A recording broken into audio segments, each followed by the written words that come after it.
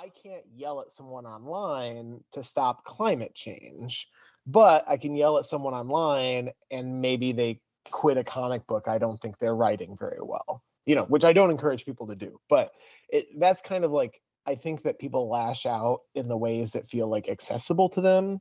And especially comics, we're one of the media that is probably closest to fans. And a lot of fans become creators. A lot of, fans make their own comics. It's not the same as like, the most successful creator in comics is more successful than like, or is more accessible to the average fan than like any MCU actor. It's just kind of a different scale. So I think that we kind of catch some strays by like existing on similar wavelengths online. The other thing is, I just think that stan culture has really kind of like overtaken fan culture. And when I say stan culture, I mean like the kind of obsessive fanning that came out of music. The term comes from Eminem, and it especially gets used with like pop stars, where you feel like such a sense of ownership over what you project to be someone, that you will fight about it. So there are people that, they identify so much with Batman, let's say, that they think they know Batman better than DC Comics or any given creator, and they have to like fight to protect Batman. I'm rambling at this point, but I do think that there's just kind of an easy tipping point from the fun kind of speculation that we all love, where we see a teaser image and we're like, oh, what's that mean? Who's going to be on the Avengers next? Yada, yada, yada, into, oh, no, that's not right, and I have to fight people about it. At what point, out of curiosity, do you think a book can begin to reach to where something like that happens? Because obviously, if it's nothing against any of the books that I'm about to bring up, firstly, they're all brilliant. I recommend all of them. But if you look at like The Deadliest Bouquet or Plastic or Vinyl or Plush or any of those books, there's not really a time to where somebody could be like, oh, well, blah, blah, blah, that character, that was my character, because they're all 5 and 6 issues respectively, so you're learning about the characters in that entire time frame. I feel like you cannot build the character into its entirety in that. I mean, you can build a lot of character. I'm not saying you can't. Like I said, I recommend all the books I just stated. I highly recommend, as well as go check out their quest when they were on the show. Both very, very pleasant people. I just had Doug on not too long ago. Talk, click, click, boom. But yeah, I mean, you've got that. So how long do you think it takes to where that can be justifiable as a fan? Well, I mean, I think justifiable is a loaded term, because in a lot of ways, Man. it's never justifiable. Like, you don't want to harass real people. I know that's not what you're saying, though. You're saying more like, when do you think that starts to form? And I think you clicked on it. There is a real psychic difference between a mini series or like a maxi series versus an ongoing series, because in the former, I think we come in knowing, okay, there's a complete story. The writer, the creative team has an A and a Z, and it's already locked in. So, you may not be happy with an arc of a character, or you may be disappointed or whatever, but I think readers are a little more inclined to accept that, knowing that, okay, I bought into one of 5, therefore this was always the fate. When it comes to an ongoing story, particularly ongoing stories with different creators, that's when fans start to feel a sense of ownership. Because, I'm writing Madeline Pryor for 5 issues. There are people who have read every single issue that Madeline Pryor's ever been in. So they may feel that they know her better than I do. And they might, they have their own conception of the character. I'm not saying that mine is definitive. This is also a character that was created by Louise Simonson and Christopher Claremont, and creators that, I'm not even going to pretend to hold a candle to. So I think when you're working with characters who pass hands, that's when fans really feel a sense of ownership. But I mentioned Saga earlier. I think when something lasts in the range of like 40 plus issues, you do start to get enough momentum that fans feel like, oh, I've supported this, I've followed this, I've helped this exist in some small way. And now not only do you provide this for me, but you also answer to me in some way. And, people love Saga, but there've also been moments throughout where people are like, oh, I don't like that this happened to this and this character. I don't like this development. And I think that only starts to happen when you have longer series. But it also happens because people are invested and they really love it. And they get invested enough to think like, oh, this thing that has happened makes me sad or mad. If they didn't care about it, they wouldn't have those feelings. So it's a very complex thing. It's not, there's no easy solution of like, oh, well, fans just shouldn't feel that way. If we're doing our jobs, they're going to start to feel that way. They should just be respectful when they feel that way. And that's the thing right there. It's specifically what you're talking about. And firstly, I agree. 40 issues. That was pretty much the number was in my head. I feel at 40 issues, when you've made that mark and you're doing good, that's the point where people are going to try and they're going to be like, I've supported this, that, and you're going to have that whole debate. But to that effect, if you're making people feel all kinds of different emotion with your art, that is the point. It's not to it's not TikTok. You know what I mean? It's not. It's a ride, not a dopamine kick. It's a ride, and it should take you all kinds of places. And I think that's important. And that's worrisome you state it like that, because if the main point is arguing against things that you go against instantly, then I know history is written like that to a certain degree, and I wish it wasn't. We'll put it like that. It's also, you and I are not spring chickens. We've been readers for a long time. When you and I started reading, there was no Twitter. There was no instant feedback machine. If you wanted to talk about a run, you did it with your buddies. You did it with the clerk at the comic book store. Maybe if you were really motivated, you emailed or mailed a letter to the editor. But there were forums. I'm not saying I'm like pre-internet, but there wasn't a something like Twitter. There wasn't something like TikTok where you read an issue and the expectation is that Wednesday you are posting your hot takes, you're posting screenshots, you're having extreme opinions about them. I think the immediacy of that has really changed the tenor of the conversation, especially because there's incentive to have the hottest take. There's incentive to, take a stance on things. And also, frankly, and X-Men's my best frame of reference for this because I've been an X-Men fan. Now I'm an X-Men writer, getting to see it from different perspectives. Many of us read huge chunks of the X-Men that we fell in love with after they were done. You go back and you read trade paperback after trade paperback, you're getting complete stories. You're getting complete arcs. Anyone who's reading the Chris Claremont run is getting decades of stories.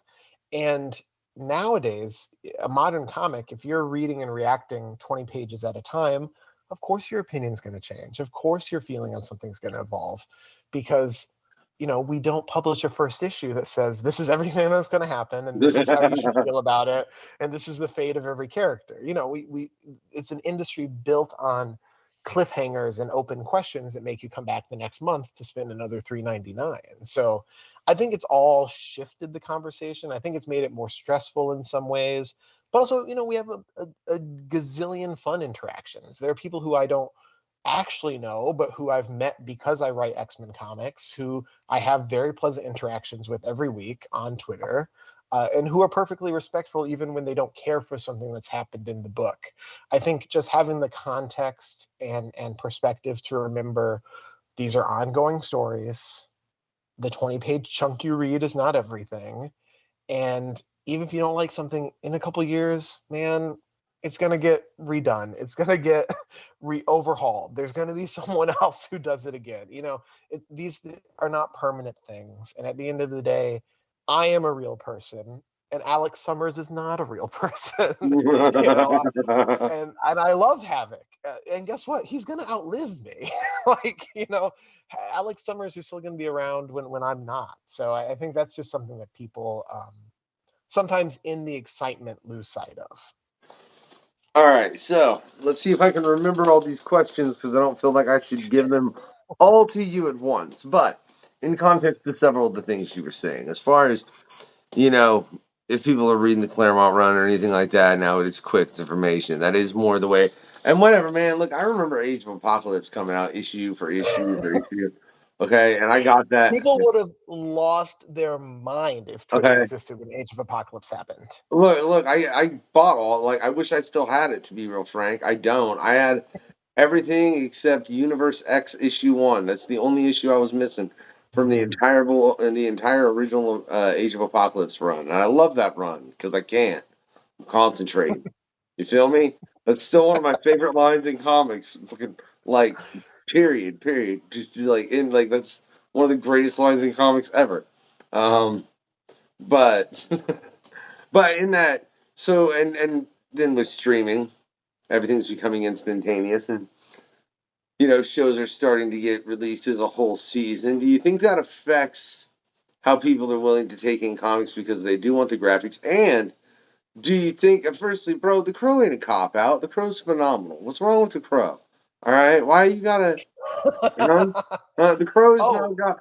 Most people don't even know the fucking Crow's a comic book movie nowadays. I don't know what the shit you're talking about, Steve. It's fine. It's not a cop out at all. When people are like, I've had enough people say the Crow recently. If this show really blows up, there's gonna be a bunch of people being like, "The Crow's based on a comic." Yeah, dude, it is. I have a little Crow on my desk at all times. Nice. Yeah. So for listeners who don't read my questionnaire, that I was asked my favorite comic book movie. I said The Crow, even though it's a little bit of a cop-out. I only mean it's a cop-out because I don't think people associate it with James O'Barr's original comic. They think of the Brandon Lee movie. And with all respect to James O'Barr, the movie is the definitive version of that story. The comic is kind of a creation. It's like raw creative id. It's not refined. His art style changes over the course of the book. And I say this as a great admirer of The Crow. The first sketch I ever got at a convention was from James O'Barr. And I think one of the last variant covers I ever bought was the cover he did for Doom Patrol. But it is my favorite comic book movie, even though it's not about superheroes. Do I think streaming has changed people's expectation for comics? I think that our attention as a society has gotten shorter. It's not solely streaming. It's having a pocket computer. I'm far from the first person to make this observation.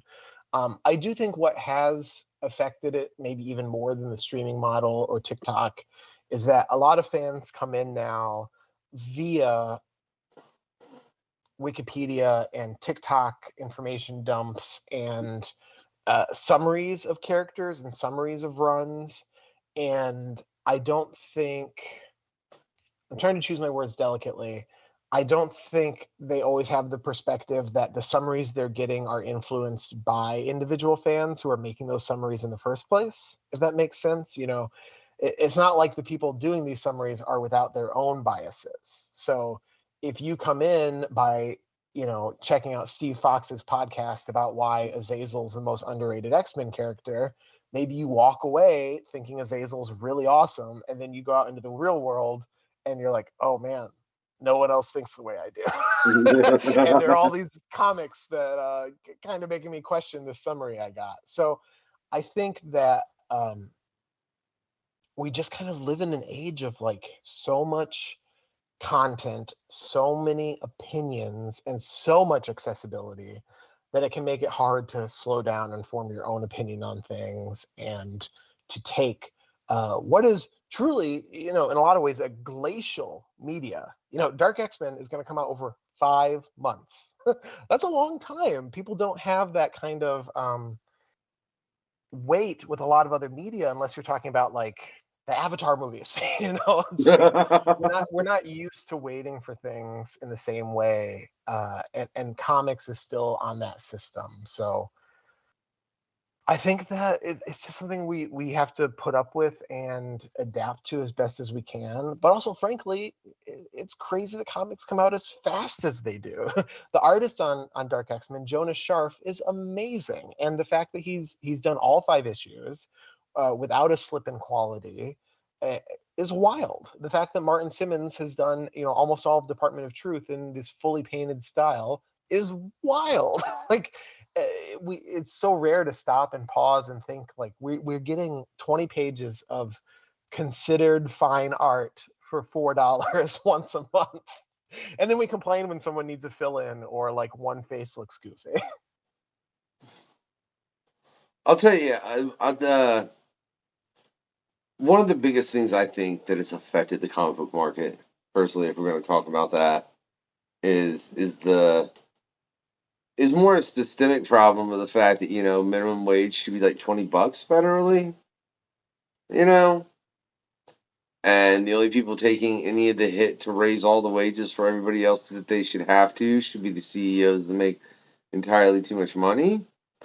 And in doing that, you would suddenly have everybody else with more income, and they would buy more bullshit, and then everybody would make more money. And I don't understand how that's not a really fucking simple concept economically. It makes my brain hurt, But I guess I'm also not a dude with $6 billion going, oh fuck, I need more, you know. So there's Yeah, I that. mean, I'm right there with you. It really is astounding that we tolerate it as a society, and a lot of days it feels like we're reaching a breaking point there. I mean, I would fully agree. It's why we make the music we do. Me and DKB is Kill the Factor. It's but look at that point. I think I might rather go live in the Marvel fucking universe. As terrifying as like, can I just take my family to Marvel? At least there, I just know it's going to be some random asshole rampaging. You know what I mean? And I can like, I mean, I'm in Indiana. If I move to Indiana in Marvel, like, not a whole lot's going on. You know what I mean? Like, I'm, I'm pretty good as far as just like I don't have to deal with the Hulk coming through or, you know. No, you have like a once in a decade chance of Galactus stepping on you, but otherwise your odds are pretty good there. Yeah, yeah. See, so at that point, but if it erupts to where we're having a revolution, and it's Earth, whatever you want to call it, I don't give a damn. Because I mean, currently it's Earth One in Marvel, isn't it? Or was it a point? I know. Earth is 616 in Marvel, so like the main No, no, no, no, no. oh But in Marvel, yeah, Earth exists. it's complicated. Yeah, I don't. Okay, at a I know point, what I need to know there. wasn't it like one? It's possible. I know DC had a similar thing because Yeah. Superboy Prime was supposed to be from like our Earth. Uh, the thing that always I get really tripped up about thinking is okay, Into the Spider-Verse. It gave Spider-Gwen the same universe designation as she has in the comics. But that's clearly not the same one as the comics. So now is there like a multiverse of the multiverse? You can really go down a rabbit hole here. Much to think about. What's your opinion on the real multiverse theory? I can barely tolerate like the regular verse, so I try to keep my thoughts nice and contained to fiction at all times.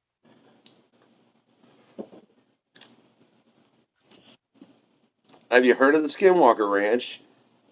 I have, and everyone should check out Hunt for the Skinwalker from my good buddy Zach Thompson, coming out from Boom Studios soon.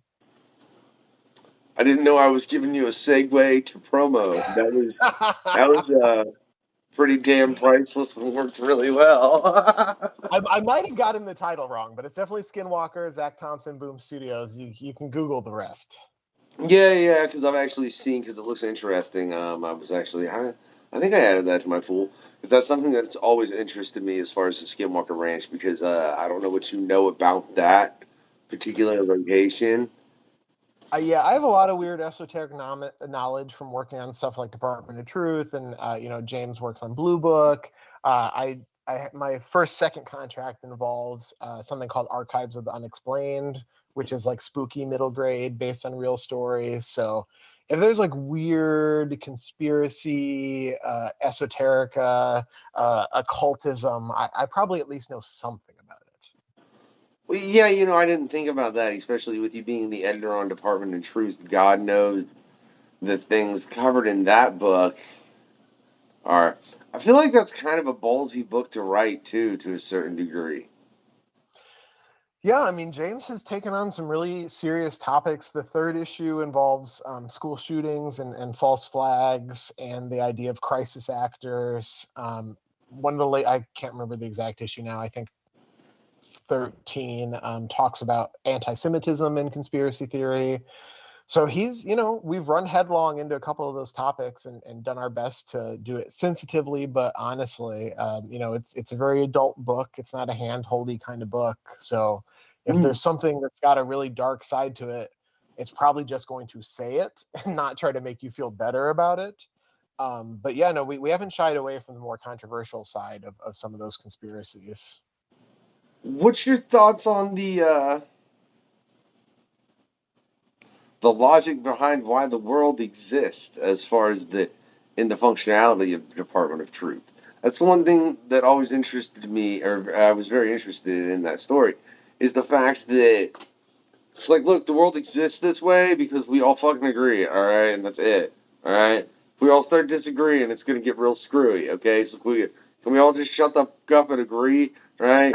Because that's really, I feel like that's the main point of the department. We just all got to shut the fuck up and agree, all right? Damn it, you want the world to like implode and some shit, you asshole?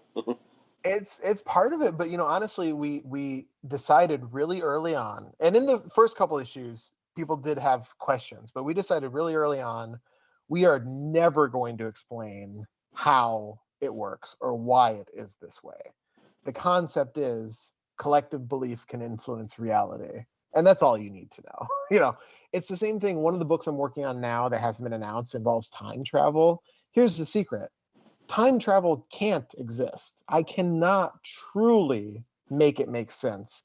You just have to hit the level of plausible deniability, and like, okay, I'm not going to flag the questions in your face. My example is always like Superman. If your story about Superman is making me confront the idea of why, if this man does not need to sleep, he's super fast, he's invulnerable, and he has X-ray vision, why is there any crime in the DC universe? Why has anyone ever suffered an assault in the DC universe? He should be flying around nonstop saving people. He should be flying around nonstop preventing horrible things from happening. The answer is because that's not a story, because that's not a soap opera, that's not a compelling book to read, or maybe it is for one arc.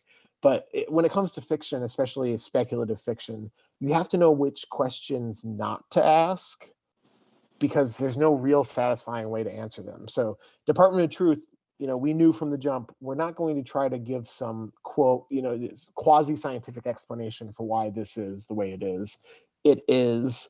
Societies have known about it for hundreds of years in universe, and it's become the source of the power struggle. But there's never going to be an issue where, a scientist sit down and say, so this is the explanation. That would make a very interesting episode or issue of Department of Truth. They're just sitting down and explain why. But I mean, if you could figure out why, then maybe you can figure out why it works and you can manipulate it even more. I mean, one would think. Yeah, well, I mean, that is part and parcel of the series, is power players who know enough about it to move the needle. But yeah, the thing I always think about is when Kirkman did that like gag issue of The Walking Dead when it was like revealed that it was aliens. It's like, the source of the zombie is aliens. It was like a joke one-off. Something like that is always funny to me. But in general, you don't want to answer those kind of questions. You know why that episode or why that issue? I want to say episode so bad. Why that issue exists, don't you? I knew at the time, but it's been so long. Because that was his initial pitch. They weren't going to do a fucking zombie comic. It was going to be aliens in the beginning, and that's Like why he it did was gonna it. be like they made zombies and then aliens are gonna come in. That was how he. From what I understand, from everything that I've heard, that is how. God, who I can't remember who told that story. There's been a lot of quests over here again, and I just when you've done so much at a certain point, it's like, look, I heard this from a reputable creator. Who? Shut up, man. I don't know. Go watch all these episodes and figure it out. It's there. I Listen, promise. Yeah. it's possible. Uh, I always remember I bought the first 6 issues of Walking Dead from Robert Kirkman in San Diego before it hit, and he was just hand selling it at the Image booth, no line, no fanfare. And it was the first and only San Diego I've ever been to. And I was like, oh, well, I really like George Romero movies. I'll check this out. And then I remember getting into the car and being like, black and white. But clearly I was wrong, and I grew to appreciate it later. you man. So you had do you still have those copies out of curiosity? Yeah, they're in my parents' house. I'm sure there was a time where I could have sold them for a good profit, but I've never been very business savvy when it comes to flipping stuff like that. I understand. Nor am I. I'll be real fucking honest. Otherwise, yeah, but that's neither here nor there. But yeah, those I'm pretty sure. Did he sign them? He signed the first issue. I don't think he signed all of them. I should really dig this up, but I probably missed the peak resale window for this. I mean, maybe I don't know. They just did Dead City, which I actually watched under recommendation of Giselle Legacy, who you can check her out on a past quest here real recently, which was one of the better things I'd seen Walking Dead in a while, in my opinion. You know? It's a TV show. Yeah, Dead City. Yeah, they Well, go. oh, sorry, go ahead. Well, they go to Manhattan. Yeah, Manhattan's bad. Yeah, sometimes it is. As I said in my questionnaire, I'm actually like really TV and movie, not TV and movie ignorant, but uh, pretty selective. Like if I have an hour of downtime, I'm probably reading or taking a nap. I watch very little TV, and I don't like live action comic book adaptations. Like I'm happy for my friends who get money when they get licensed.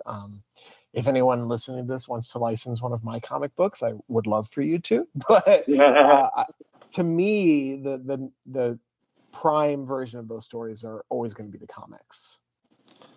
I mean, yeah, because you said 98% don't live up to the comic books. So with that question, I must know, what's the 2%? Because that's at least 4 or 5 films. Well, the one I will always give credit to, even though I was a doubter when the casting was announced, was Scott Pilgrim. I think it's a fantastic adaptation. I really love the graphic novel series, and I scoffed when Michael Cera was announced as Scott. And I think he's very different from Brian Lee O'Malley's Scott, but I think he did a great job. That's probably my favorite, like, quote, mainstream comic book movie. Other than that, I mean, the really pretentious answer is like Ghost World is good. The Crow is great. History of Violence. But when it comes to like superhero stuff, I just honestly don't want to see superheroes in live action. I've yet to see a superhero live action media that did not, to me, look like someone green screened onto, mediocre CGI. And that's no insult to anyone who's worked on any of those movies. They are obviously huge cultural touchstones, but the only time I believe a man can fly is when I'm reading a comic book. And actually, in speaking that, I realize the Tim Burton movies are probably my other exception. I mean, I love both of those. Even though the first one looks like it takes place on like a sound screen the size of a high school football field. To me, there's just something a lot more tangible and enjoyable. Probably the only recent one that I think like came close was The Batman, the Robert Pattinson. I thought that was really good. But it's just more so like if I want authentic comic book action, I'm gonna crack open a comic book. I mean, fair enough. And I do think, like, the Batman, that's one that really surprised me, Steve. Me too. I was like, this is really good. Except, he should have died at that one point. To me, and if DC Comics would ever like to hire me, please just stop listening now. But to me, it would have been a perfect movie if it had stopped in the diner when they apprehend the Riddler. The final third act was not really, to me, that felt like the obligatory, oh, it's a comic book movie, we got to have the big blowout. But if you had stopped at that Riddler scene and had just left it this like kind of, David Fincher fever dream, I would have been really into it. But I still think overall, very successful comic book movie, and I'm excited to see the next one. Well, and if they do what they set up, so am I, because I love the idea of the Riddler and the Joker having it out at one another while Batman's in the middle of it all. Because I've read it before, and that's just a great story. Like, a Riddle is better, a Joke is better, a Riddler, like, that's a, like, the Tom King, Mikhail Janin arc. Yeah. I Yeah, want to see that was that very in fun. live action. That would be hilarious. I really love that actor too, the Killing of a Sacred Deer guy. I can't think of his name. The only thing is, I know it's never going to happen, and I know why it's never going to happen. But God, I wish someone had the guts to do the like gay panic Joker of Arkham Asylum and Dark Knight Returns on screen. I just think it'd be really cool to have someone like do that full leering, predatory homosexual take. As a gay man, I'm saying like I just would love to see that committed to cinema. I was a little let down when I was like, oh, he's got scars and he's kind of growly, whispery again. Okay. Like I feel like we've seen that Joker, but I would love to see the like Bowie-esque creepazoid Joker of Frank Miller. How's it going? This is Sean Damian Hill. Just reminding you should check out the QUESTionnaire, one of the premium podcasts that you need to listen to right now, every Wednesday at 7 p.m. I said rock, paper, scissors, and he said Rick. Sean's winning. He is. Flat out.